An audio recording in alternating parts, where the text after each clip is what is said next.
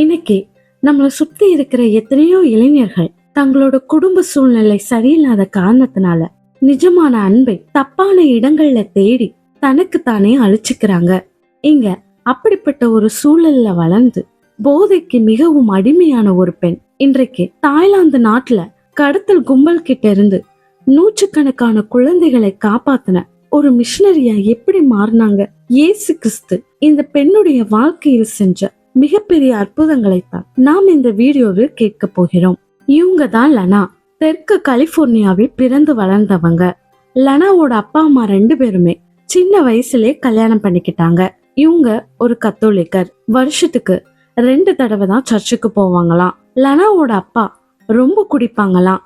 அந்த சூழலை பார்த்து வளர்ந்த லனாவுக்கு 12 வயசுலேயே தப்பான பழக்கங்கள் வந்திருக்கு.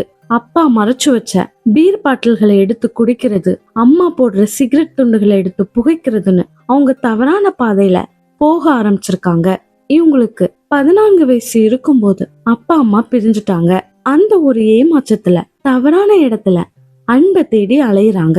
ஒரே சமயத்துல 3 பேரை விரும்புறாங்க. இது அந்த 3 பேருக்குமே தெரியாது. ஒரு கட்டத்துல எல்லா போதை பொருளையும் பயன்படுத்துறாங்க. போதை கும்பலோடு நட்பு வைக்கிறாங்க. கடைசியில அந்த கும்பல்ல உள்ள ஒருத்தனை விரும்பி அவனோடு வாழ்றாங்க. பாத்தீங்கன்னா அவங்க 2 பேருக்குள்ளயும் ஒரே பிரச்சனை தான். இன்னைக்கு இருக்கிற எத்தனையோ இளைஞர்கள் தங்களோட குடும்ப சூழ்நிலை சரியில்லாத காரணத்தினால அன்பை தப்பான இடத்துல தேடி இப்படித்தான் சீரழிஞ்சு போறாங்க. லனாவும் அப்படித்தான். அவங்க மனசுக்குள்ள ஒரு பெரிய வெற்றிடம், கடவுளே நீ நிஜமாகவே இருந்தா நான் ஏன் இப்படி ஒரு நரகத்துல வாழணும்னு அவங்க டைரியில எழுதி அழுதுருக்காங்க. தற்கொலை பண்ணிக்கவும் பயம், ஏன்னா நரகத்துக்கு போயிடுவோம்னு சின்ன வயசுல சொல்லி கொடுத்திருக்காங்க. ஆனா அவங்க வாழ்ந்த வாழ்க்கையே ஒரு நரகமா தான் இருந்திருக்கு. இப்போ அவங்க காதலனை விட்டு பிரிஞ்சுட்டாங்க. அங்கிருந்து தப்பிச்சு ஹாலிவுட் கிளப்ல டான்சரா சேர்ந்திருக்காங்க. பல ஷோல டான்ஸ் எல்லாம் ஆடி இருக்காங்க. அவங்க கூட இருக்கிற நண்பர்கள் எல்லாருமே நடன கலைஞர்கள். இப்போ அதை விட மோசமான ஒரு இருண்ட உலகத்துக்குள்ள நுழைஞ்சிட்டாங்க.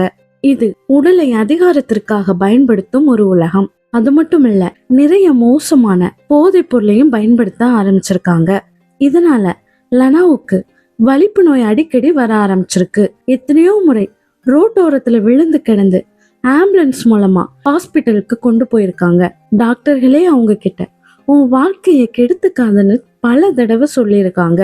ஆனா அவங்களால அந்த போதையில இருந்து மீள முடியல. ஏன்னா போதை தர தற்காலிக சுகம் அவங்கள முழுசா அடிமையாக்கி இருந்தது. ஒரு நாள் ஹாலிவுட் கிளப்ல டான்ஸ்க்கு ரெடி ஆகிட்டு இருக்கும்போது மனசுக்குள்ள ஒரு குரல் உன் அத்தைக்கு போன் பண்ணுன்னு சொல்லுது. அவங்க அத்தையும் முன்னாடி போதைக்கு அடிமையா இருந்து அப்புறம் கிறிஸ்தவரா மாறினவங்க. இப்போ முக்கியமான ஒரு ஷோவை வச்சுட்டு லனா அவங்க அத்தை வீட்டுக்கு போறாங்க. அந்த சமயத்துல அவங்க அத்தை சர்ச்சுக்கு கிளம்பிட்டு இருக்கிறாங்க. லனா நீயும் எங்க கூட சர்ச்சுக்கு வாயேன்னு அவங்க அத்தை கூப்பிடுறாங்க. லனாவும் சரின்னு அவங்க கூட சர்ச்சுக்கு போறாங்க. அங்க போனதும் அவங்க பார்த்த அந்த காட்சி அவங்கள ரொம்பவே உலுக்கிடுச்சு. ஏன்னா சர்ச்சில் இருந்த எல்லாரும் இளைஞர்கள். லனாவுக்கு அப்போ 19 வயசு தான் ஆகுது. எல்லாரையும் சுத்தி முத்தி பாக்குறாங்க. எல்லாரும் கைகளை உயர்த்தி அழுது ஜெபம் பண்ணிட்டு இருக்காங்க. சர்ச்சு முடிந்ததும் ஒரு போதகர் லனாவை சந்திக்கிறாங்க. அந்த போதகர் லனாவை பார்த்து உங்க மனசுல இருக்கிற வெற்றிடத்தை போதையாலையும் ஆண்களாலையும் நிரப்ப முயற்சி செய்றீங்க. ஆனா உங்க வெற்றிடத்தை இயேசுவால மட்டும் நான் நிரப்ப முடியும்னு உங்களுக்கு தெரியாதா அப்படின்னு கேக்குறாங்க. போதகர் பேசின ஒவ்வொரு வார்த்தையும் லனாவோட இதயத்தை தட்டுச்சு. பலிபீடத்துல வச்சு போதகர் சொல்லி கொடுத்த ஜெபத்தை சொல்லி அழுது ஜெபம் பண்ணுறாங்க. இப்போ அவங்க மனசுக்குள்ள ஒரு பெரிய பாரமே குறைஞ்ச மாதிரி இருக்குது. ஏசு கிறிஸ்து கிட்ட தனது தவறெல்லாம் உணர்ந்து பாவ மன்னிப்பு கேக்குறாங்க. இப்போ அவங்க நண்பர்களை எல்லாம் அழைச்சு நான் என் கனவு நாயகனை சந்திச்சுட்டேன், இனி நான் ஒருபோதும் திரும்பி வரமாட்டேன்னு சந்தோஷமா சொல்லுறாங்க. நீ எப்படி இப்படி ஒரே நாள்ல அன்னை தெரசாவா மாறினான்னு அவங்க நண்பர்கள் கேலி செய்யறாங்க. நிஜமான அன்பு என்னன்னு லனாவுக்கு அன்னைக்குதான் புரிஞ்சுது. ஒரு மனுஷனோட உள் மனசு காயத்தை பணத்தாலேயோ போதையாலேயோ குணப்படுத்த முடியாது. இயேசுவின் அன்பால மட்டும் தான் முடியும்னு லனா அன்னைக்கு நம்பினாங்க. இப்போ இயேசுவுக்காக அவங்க 2 சபதம் எடுக்கிறாங்க.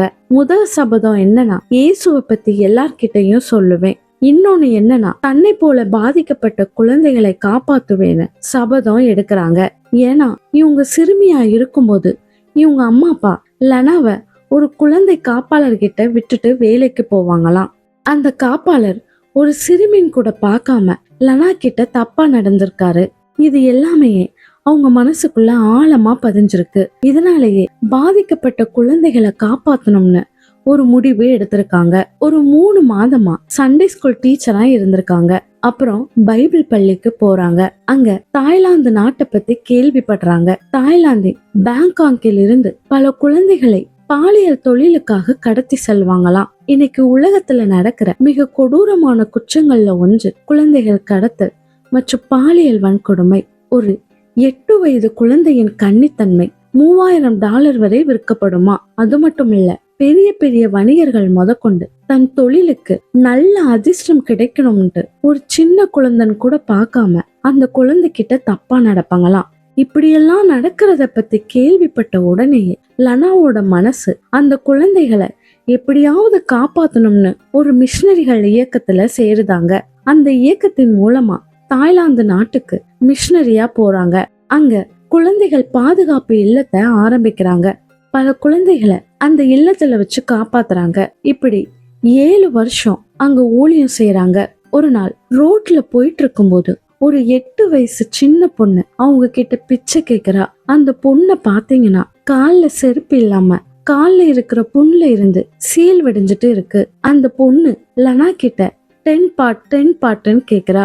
அதுக்கு லனா சொல்றாங்க, நான் பணம் தரமாண்டேன், உனக்கு சாப்பாடு தரேன்னு சொல்றாங்க. உடனே அந்த பொண்ணு ஏன் கூட வாங்கன்னு கூப்பிடுறா. லனாவோட மனசுல ஒரு குரல் சொல்லுது, அந்த பொண்ணு கூட போ அப்படின்ட்டு. மறுபடியும் அந்த குரல் போன்னு சொல்லுது. லனாவும் அந்த பொண்ண தன்னுடைய ட்ரக்ல ஏத்துறாங்க.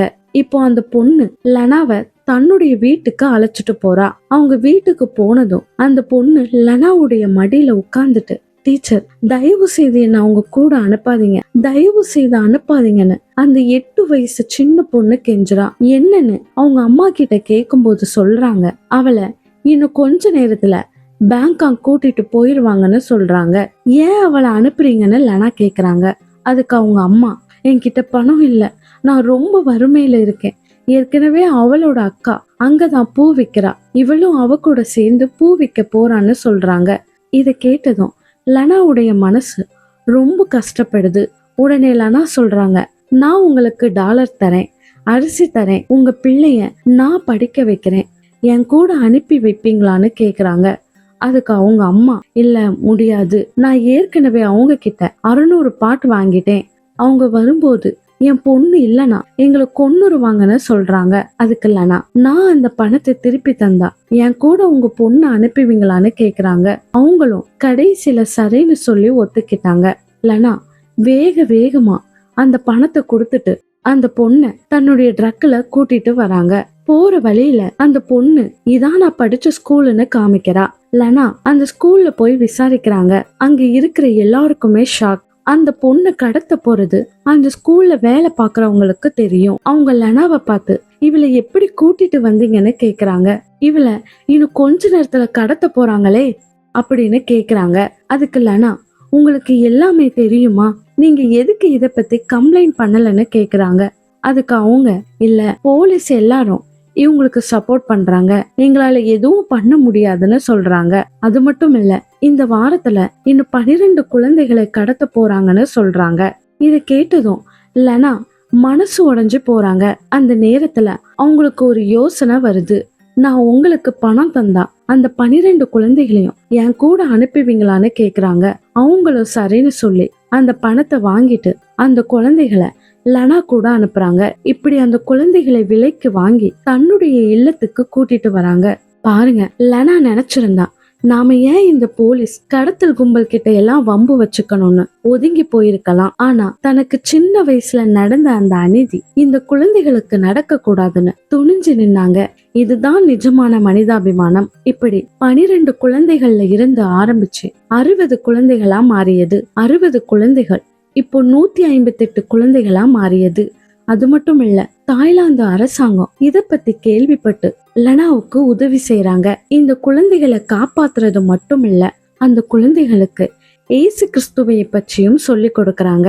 இயேசுதான் என் எல்லாமே, அவர் என் மணவாளன், அவர் என் இரட்சகர், அவர் என் ராஜா, அவர் என்னை குணப்படுத்துபவர், அவர் என் ஆலோசகர், அவர் என் பலமான கை. இன்னும் இயேசு கிறிஸ்து என் வாழ்க்கையில் செய்த அற்புதங்கள் நிறைய இருக்கிறது. அவைகளை சொல்லுவதற்கு ஒரு நாள் போதாதுன்னு சொல்லி லனா தனது சாட்சியை முடிக்கிறாங்க. நண்பர்களே, லனாவோட சாட்சியிலிருந்து பல விஷயங்களை கத்துக்கலாம். ஒரு குழந்தையோட எதிர்காலம் அவங்க வளர குடும்ப சூழலை பொறுத்து தான் அமையுது. லனாவோட அப்பா அம்மா சின்ன வயசுல கல்யாணம் பண்ணிக்கிட்டாங்க. அப்பா குடிகாரர், அப்புறம் விவாகரத்து. இந்த சண்டைகளும் பிரிவும் தான் 12 வயசு லனாவை தப்பான பாதைக்கு கூட்டிட்டு போச்சு. அதனால பெற்றோர் தங்களுக்குள்ள என்ன சண்டை இருந்தாலும் அது குழந்தைகளை பாதிக்காம பாத்துக்கணும். அப்பா அம்மா பிரிஞ்ச உடனேயே லனாக்குள்ள ஒரு பெரிய ஏமாற்றம், தனிமை வந்துடுச்சு. அந்த மனசு வெற்றிடத்தை நிரப்ப அவங்க தவறான இடங்களை அன்பை தேடி அலைஞ்சாங்க. இன்னைக்கு இருக்கிற எத்தனையோ பிள்ளைங்க குடும்பத்துல அன்பு கிடைக்காததுனால வெளிய தப்பான மனிதர்கள் கிட்ட அன்பை தேடி ஏமாந்து போறாங்க. லனாவோட வாழ்க்கை நமக்கு சொல்ற பாடம், தப்பான அன்பு உங்களை நரக வாழ்க்கைக்கு தான் கூட்டிட்டு போகும். லனா ஒரு கட்டத்துல எல்லா போதைப் பொருளையும் பயன்படுத்த ஆரம்பிச்சாங்க. கடைசியில அது அவங்களுக்கு அடிக்கடி வலிப்பு நோய் வர அளவுக்கு உடம்ப கெடுத்துச்சு. போதை தர சுகம் தற்காலிகமானது, ஆனா அது கொடுக்கிற வலி நிரந்தரமானது. எந்த ஒரு போதையும் மனக்கவலையை தீர்க்காது, இன்னும் அதிகமாக்கும். அந்த ஹாலிவுட் கிளப்ல டான்ஸுக்கு ரெடி ஆகிட்டு இருக்கும் போது லனாவுக்குள்ள உன் அத்தைக்கு போன் பண்ணுன்னு ஒரு குரல் கேட்டுச்சு பாத்தீங்களா? அதுதான் அவங்க வாழ்க்கையோட டேர்னிங் பாயிண்ட். பல நேரங்கள்ல தேவன் நமக்கு ஒரு தப்பான பாதையிலிருந்து மாற நல்ல வழியை காட்டுவார். அந்த உள்மனசு குரலை நாம் அலட்சியப்படுத்த கூடாது. லனா உலகத்துல இருக்கிற எல்லா போதையும் மனிதர்களைய நம்பி ஏமாந்தப்போ கிடைக்காத ஒரு நிம்மதி அவங்க சர்ச்சுக்கு போய் பலிபீடத்துல அழுது ஜெபம் பண்ணப்போ கிடைச்சது. மனபாரம் குறைஞ்சு ஒரு பெரிய அமைதிய உணர்ந்தாங்க.